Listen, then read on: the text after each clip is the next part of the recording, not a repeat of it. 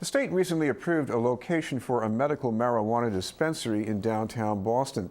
The license was approved for 21 Mill Street. If the application has yet to meet opposition from concerned residents, there is opposition from a different kind of neighbor, the anti-poverty agency ABCD. We'd like to welcome from ABCD the president and CEO, John Drew. Thank you very much for being with us, John. This is a little bit away from the ordinary because we usually hear about other neighborhoods. People say, well, children coming out of school will be walking by this, but you have some other concerns. Well, first of all, this is the materials. I don't fault the state. They have to carry through something that was voted on by 18% of the public, which is medical marijuana. My problem is that the settings they are picking are not health settings. Milk Street is in the middle of the financial district. We had heard that on Stewart Street, right around the corner where we have 100 youngsters in high school, there was going to be one there. I haven't seen a public discussion of the implementation of this law. Now, I'm all for helping ameliorate people with pain, and it's pretty wide open. But you also can walk out of a place with 10 ounces of marijuana if you're a caregiver, which street value right now is $400 per ounce. You walk out the door with $4,000 worth of marijuana in the middle of downtown. I'm not saying it's any worse than any place else, but it's at risk. So I said, why pick here?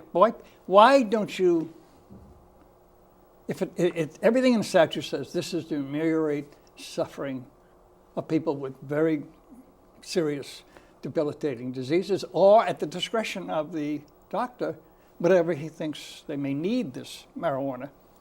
All of the science in marijuana doesn't agree on the use of it, but the doctor prescribes it.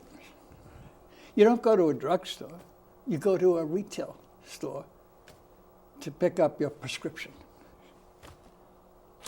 I just don't know why it's not connected to the health system. Why isn't it located in a health facility or someplace, a state facility, where people can be protected, where we know it's going to the right people? But to put them out like Dunkin' Donut franchises, 23 of them around the state, one in Suffolk County, Milk Street, one in all of Suffolk County, that's Boston and Chelsea, and one in downtown Boston. So I say, why are you putting it there? Why aren't you putting it close to where people will be getting their health care? I just don't think this is a process that, quite frankly, has been thought through. I don't think there's been a lot of public involvement. I'm not sure the public itself understands that they are going to have within their communities or access to communities a place where people can get what is now a federal illegal substance. And it's for good purposes. But they don't know that. It's going to be located in your community someplace. And people will go there and be able to come out with marijuana. Well, to maybe talk about the most medical part of Boston, the Longwood medical area, you can't think of a more medical place than that. Yep. What would be the advantage of having a dispensary there? Well, I'm not, this, me, I don't make... Or neighborhood health center. I don't know if many neighborhoods No, I don't want think you do that because there's all kinds of Yeah. complications. So the federal government doesn't see this as a legal substance. So if you put it into a facility, they're doing something illegal.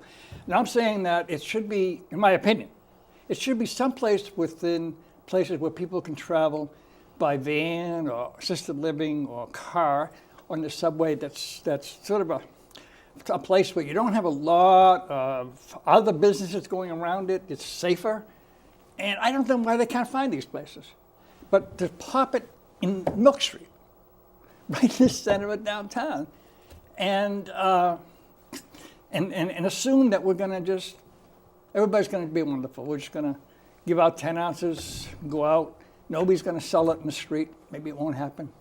The truth is, Chris, we have enough drug dealers in downtown, but they're illegal. Illegal dealers. And I have a recovery high school that's just up the street from here where the kids are coming back from recovery from a variety of different substances to get back in and get the high school diploma.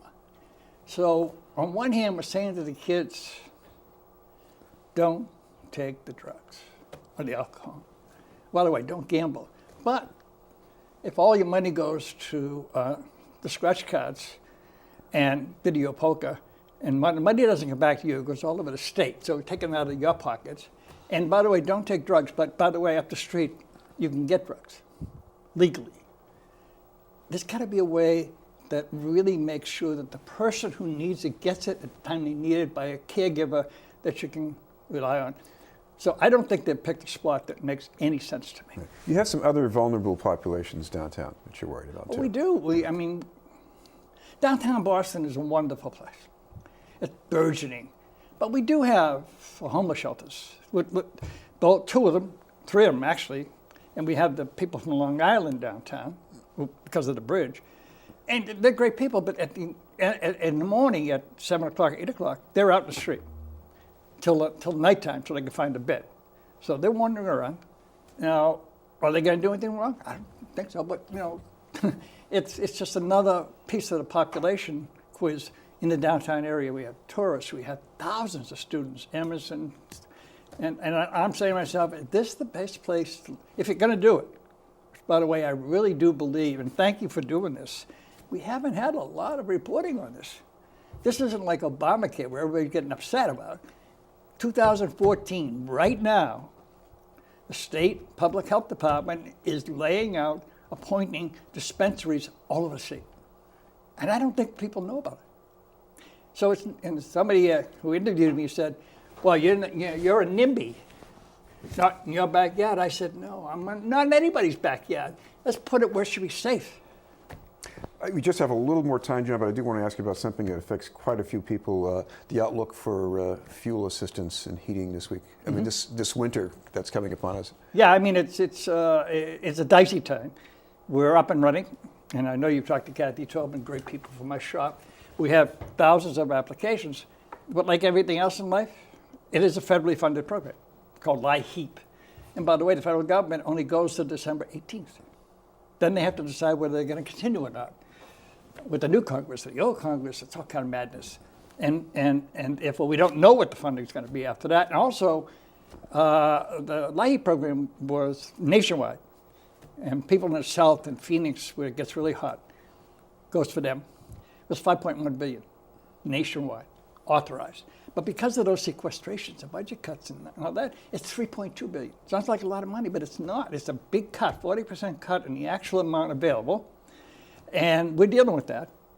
But all the governors in the Northeast states, Midwest states, our senators have all asked the legislature, their own capital legislature, to put the money back so that we can actually assure people that they'll get enough heating assistance this winter.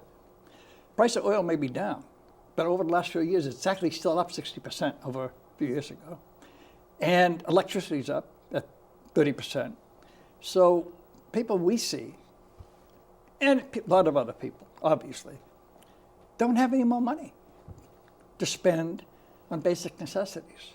And therefore, we are urging the government, United States government, when it does, hopefully, when it does keep the government running after December 18th, they actually go through the whole fiscal year, because that's what they should do, and they should increase the amount of funds in line with what they authorized. Will they do it? I don't know. But all we can do is push for that to happen so we can actually be there for people in January and February when they've run out of our benefits. Thank you very much for being with us. Thank you, Chris. From ABCD, John Drew. Still to come, a look at ways to get more students back on track. But first, this message.